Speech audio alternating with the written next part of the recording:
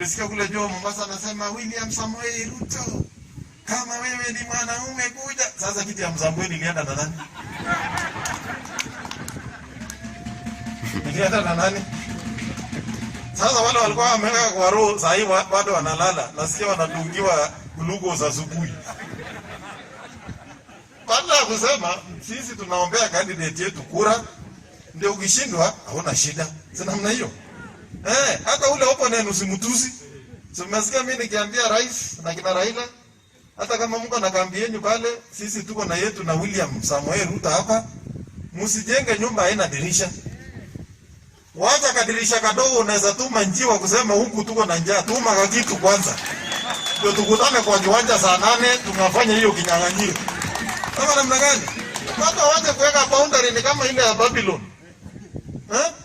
Hatutaki boundary.